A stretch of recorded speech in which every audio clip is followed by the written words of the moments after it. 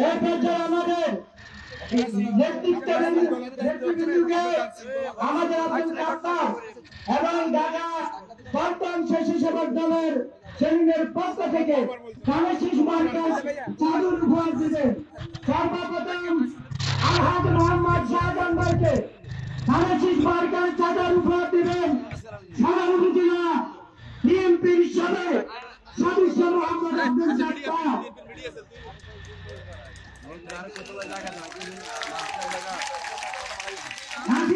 নাসির ভাইকে ছাত্র দলের বিপ্লবী সাধারণ সম্পাদক নাসির ভাইকে কানেশিস মার্কাস চাদর উপহার দিবেন।